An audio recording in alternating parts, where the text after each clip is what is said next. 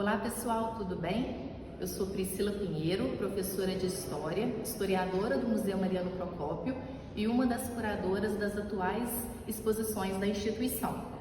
Dando continuidade à série Desvendando as Exposições, em comemoração ao Dia dos Povos Indígenas, celebrado no dia 19 de abril, hoje nós vamos falar um pouquinho sobre a presença da temática indígena na exposição Fios de Memória, a formação das coleções do Museu Mariano Procópio, que foi inaugurada em março de 2023, aqui no segundo andar do prédio Mariano Procópio, também conhecido como Anexo. Vamos lá? O circuito expositivo, formado por 10 salas, contempla aspectos da trajetória e das práticas colecionistas de Alfredo Ferreira Lage, fundador do Museu Mariano Procópio, e da história da própria instituição.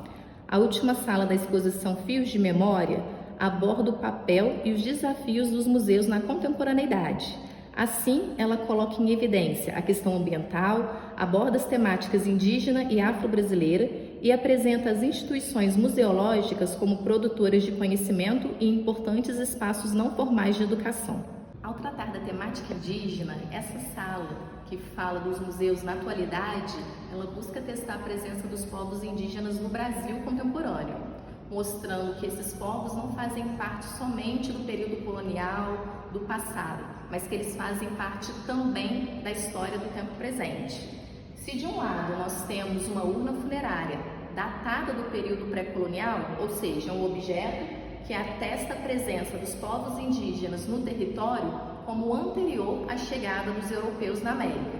De outro, nós temos as bonecas Carajá, que ainda hoje são produzidas pelas mulheres dessa etnia e que em 2012 foram tombadas como patrimônio cultural pelo Instituto do Patrimônio Histórico e Artístico Nacional, o IPHAN. As bonecas possuem função lúdica para as crianças. Além disso, se tornaram uma importante fonte de renda para os carajás, já que são comercializadas em lojas de artesanato, como objetos de decoração.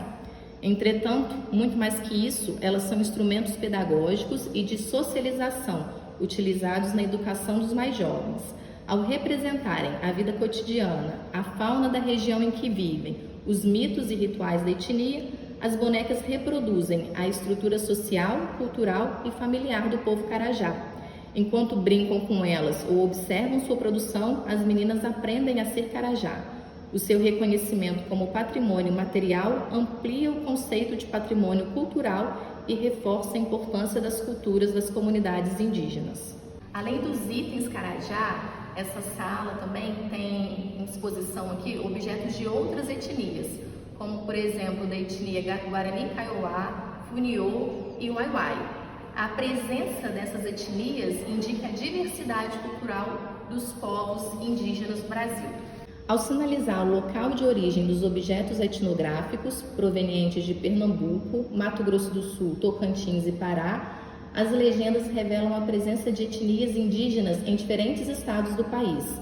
Elas também fornecem informações sobre a procedência desses itens, possibilitando uma melhor contextualização de sua incorporação ao museu e contribuindo, assim, para reflexões sobre o quanto há de história em cada objeto.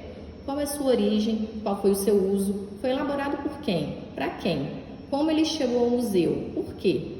Nos museus, os objetos perdem o valor de uso para se transformarem em documentos, ou seja, em suporte de informações sobre as diferentes sociedades e sua historicidade.